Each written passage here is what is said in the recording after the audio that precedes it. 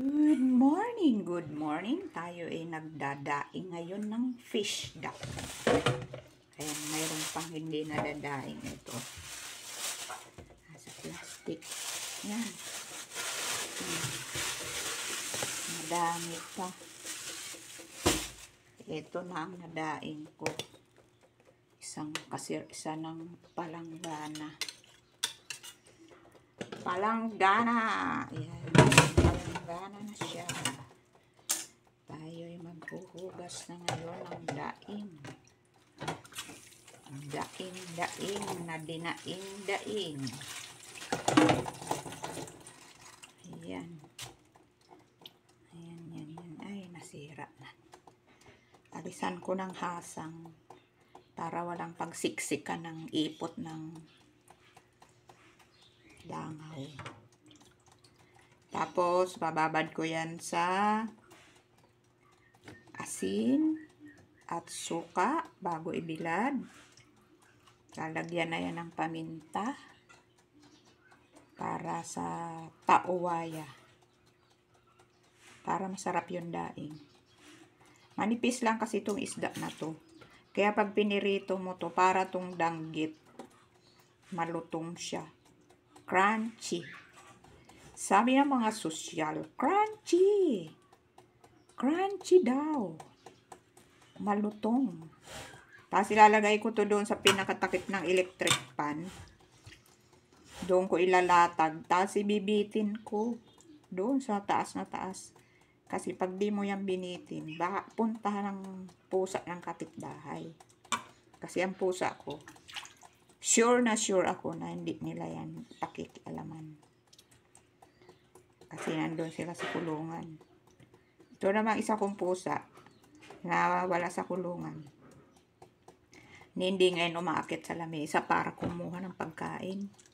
Nangihingi yan. Kasi ano yan professional. May pinag-aralan yung pusa ko. Itong isda na to, ang tawag dito kabasi. Kasi nung nakaraan, nakabili nito si Emily. 50 pesos ang 1 kilo. Ngayon, sabi namin 1 kilo lang. Ang tinimbang niya kulang-kulang ng 2 kilo. 50 pesos pa rin.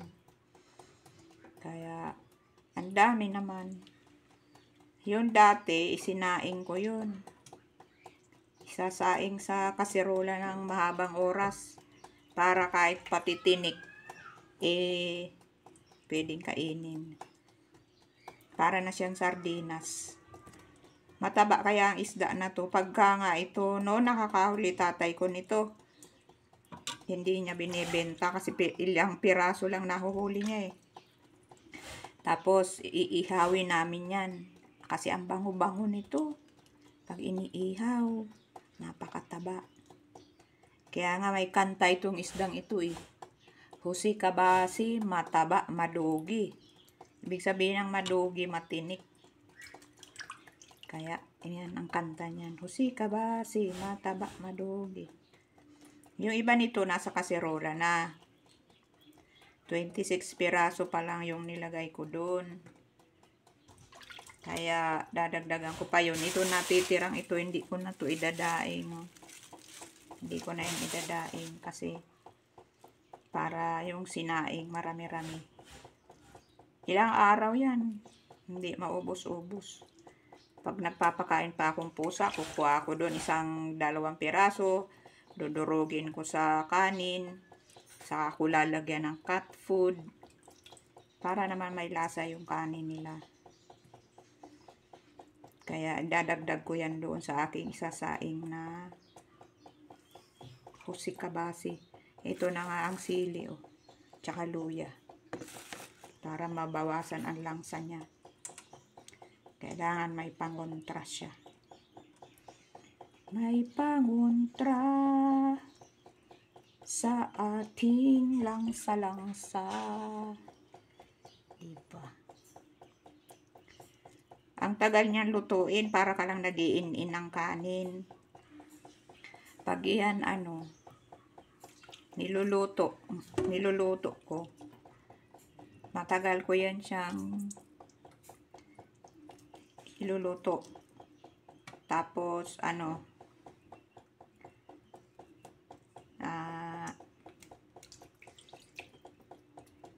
hanggang sa lumambot yung tinik. Nung nakaraan nga, nalimutan namin may niluluto pala. Sabi ko, natulog ako.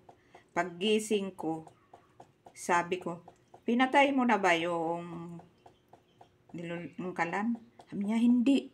Hala, pagbaba ko kamo, saktong-sakto, wala nang sabaw. Wala na siyang sabaw. Pinatay ko kaagad, baka masunog eh. Kaya pinaiinit ko yun, dinagdagan ko na lang ng pinakulong tubig, tsaka suka ulit, tsaka asin. Kasi medyo matabang siya. Kailangan medyo maalat-alat siya kasi i-stack, diba? Yan ang mga pangpatibay sa kahit sa daing para hindi siya dayuhin ng langaw, inaasinan marami. Tapos ako binababad ko na siya sa suka para hindi siya puntahan ng kalaban ba. Yan. Nagka-idea lang naman akong idaing ito kasi sabi ng tindera. Nagdadaing kasi siya eh. Kasi siyempre hindi naman lahat mabebenta niya yun. Tapos, nagdadaing siya, sabi niya, masarap ang daing nito. Siya, crunchy siya. O, di gaya-gaya din ako. Ganun lang yun. Discarding malupit.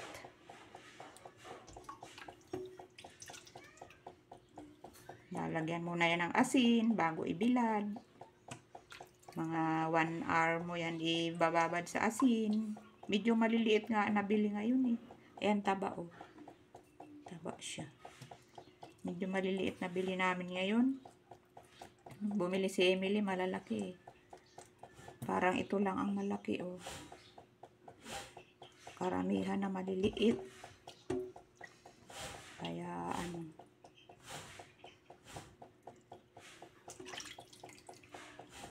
tiyaga baga magdaing sa liliit na ito. Mura naman kasi. Kaya dumayo pa kami doon. Sa Las Piñas.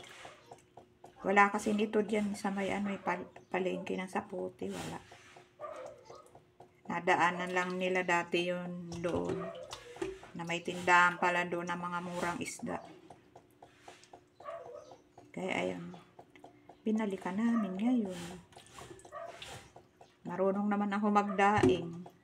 Pwede magdaing din ako. Para pag walang ulam, kukuha ka lang ng daing. Diba? Ayan, natanggal na ang ulo. Wala na siyang ulo. Para na siyang sardinas. Walang ulo. Ayan, tinanggal ko na ang ulo. Papakain ko yan sa bibi. Tsaka itong mga bituka. Ayan. 8 minutes na tayo. Bye-bye. Thanks for watching, mga kaibigan. Ayan. Ayan ang aking lilinisin ko pa. Oh, dami pa. Oh. Marami pa yan siya. Marami pa ang sanay sa isda. Sanay maghawak ng isda. Oh. Pwede ako magtindera ng isda. Kasi hindi ako nadidire dyan. Bye-bye. Thanks for watching.